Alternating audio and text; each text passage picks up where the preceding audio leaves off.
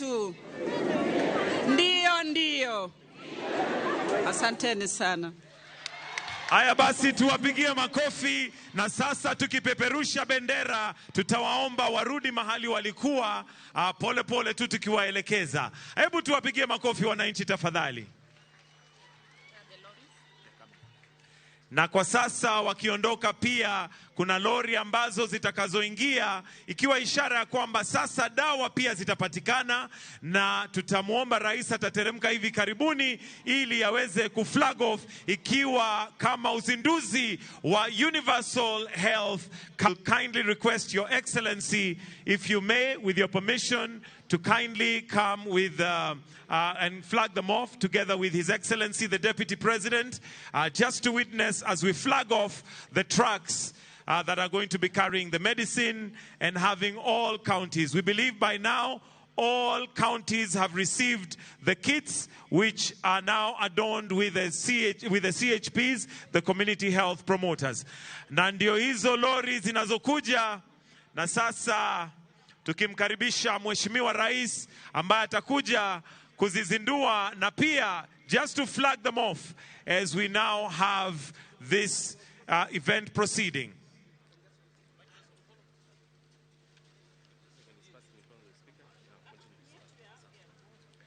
Tukiwakumbusha kwamba kauli mbiu ni afya nyumbani. Hebu sote tuseme afya nyumbani.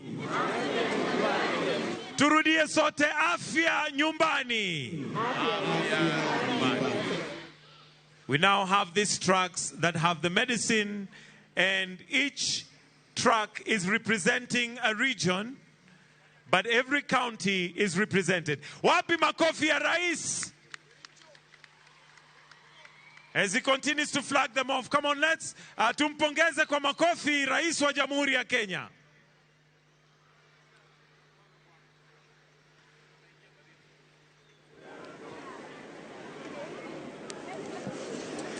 Haya basi, ndio hiyo track ya pili, representing Nairobi County 047. Because of time, we only have 8 tracks representing the 8 regions. Marsabit County, Tana River County, representing the coastal province. We have Bungoma County, representing Western. Alafu tuko na Homa Bay County, representing Nyanza. Pia tuko na Wajir County, representing the northern. Basi tuko northeastern. Tuko na ingine moja, na hiyo ni ya Nyandarua County, representing Central. Asanteni sana. Thank you so much, Your Excellency. Tunashukuru, na kwa heshima tutaomba uweze kurudi.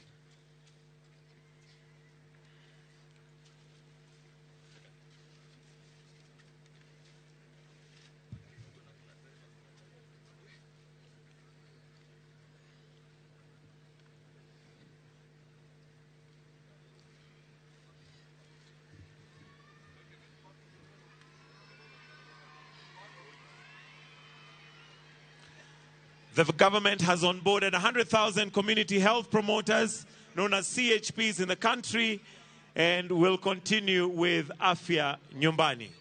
Naomba sote tuweze kuketi.